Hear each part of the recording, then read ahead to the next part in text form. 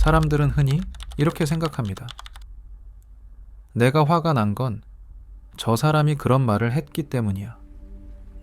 지금 내가 불편한 건 이 상황이 이상하기 때문이야. 이처럼 우리는 감정을 사건의 결과로 해석하는 데 익숙합니다. 실제로 그 해석은 그럴듯하고 일상적으로 작동합니다. 하지만 감정의 흐름을 조금 더 깊이 들여다보면 이 구조에는 미묘한 뒤바뀜이 존재합니다. 우리는 사건을 보고 감정을 느끼는 것이 아니라 먼저 몸이 반응하고 그 후에 그 반응에 의미를 붙이는 경우가 많습니다. 다시 반복합니다. 감정이 생겨서 몸이 떨리는 게 아니라 몸이 먼저 떨리고 나서야 우리는 그걸 불안이라고 부르기 시작합니다. 오늘 제가 말하고 싶은 프레임은 이겁니다. 감정은 순간적으로 생긴 듯 보이지만 실은 과거의 경험들이 몸과 뇌에 차곡차곡 쌓여 만들어낸 반응, 패턴의 누적 결과입니다. 이 말은 지금 내가 겪고 있는 불편한 감정이 오롯이 현재 사건의 직접적 결과는 아니라는 뜻입니다. 내 안에 저장된 과거의 기억, 몸의 리듬, 무의식적으로 학습된 반응들이 현재 상황과 교차되며 작동합니다. 결국 지금의 나는 세상을 있는 그대로 보고 있는 게 아니라 나만의 해석 렌즈를 통해 현실을 구성하고 있는 셈입니다. 뇌는 감각 입력을 수동적으로 받아들이는 장치가 아닙니다. 현대 인지과학은 뇌를 예측 장치에 가깝다고 설명합니다.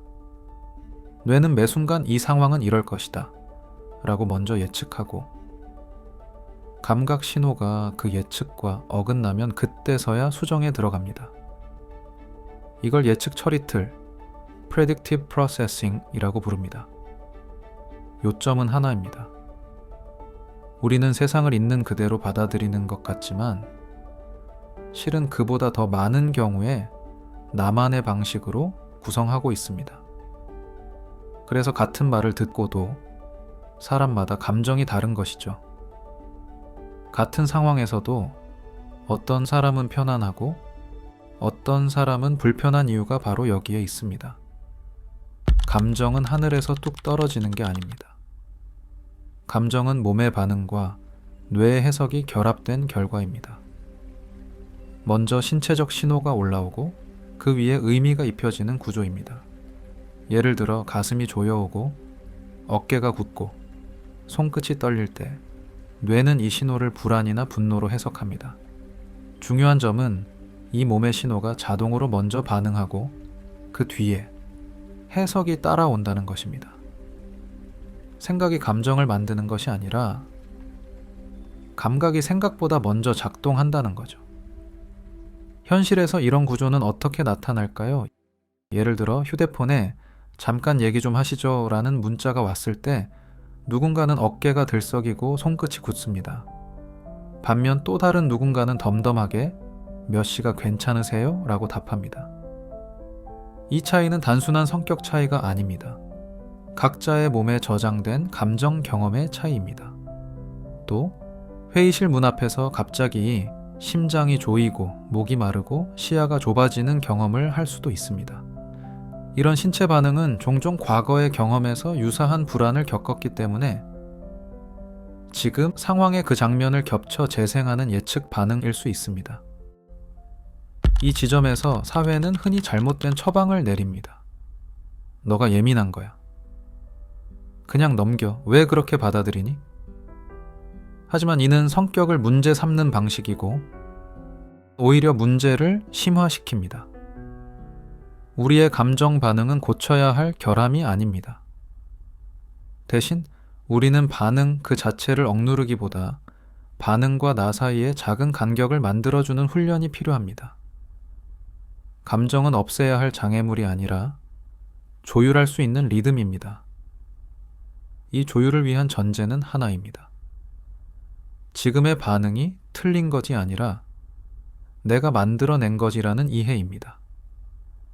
우리를 괴롭히는 건 단지 혐오하고 싫어하는 것들만이 아닙니다. 때로는 너무 좋아하는 것조차 고통의 근원이 됩니다. 원하지 않는 관계, 반복되는 무례함, 피하고 싶은 업무는 당연히 몸의 긴장을 일으킵니다. 이건 이해하기 쉽습니다. 그런데 내 욕망으로부터 수반된 고통은 훨씬 교묘합니다. 이 대학은 꼭 가야 해. 이번엔 반드시 붙어야 해. 저 사람이 날 좋아해야 해. 이런 욕망이 기준을 하나 만들어냅니다. 기준이 만들어지는 순간 우리는 그것에 매달리기 시작하고 그 결과에 집착하게 되며 몸은 이미 긴장 상태에 들어갑니다.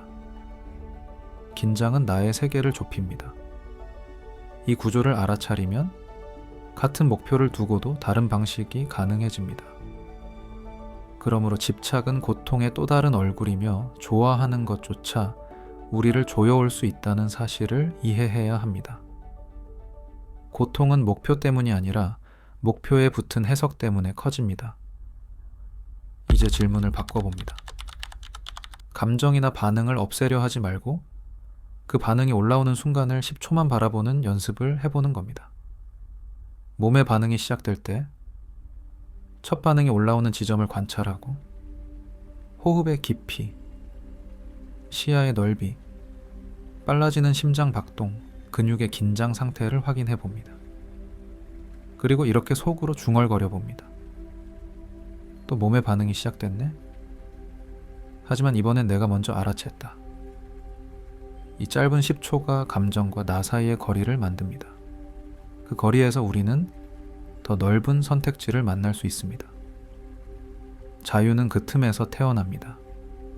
감각의 회복은 삶을 완벽하게 만들지 않습니다. 하지만 삶을 더 정확하게 읽게 도와줍니다. 감정에 휘둘리지 않고 자동 반응을 멈추고 내 몸의 신호에 귀 기울이는 것. 그것만으로도 선택은 조금 더 유연해지고 판단은 덜 날카로워집니다. 감각은 사치가 아니라 우리가 살아있다는 증거입니다.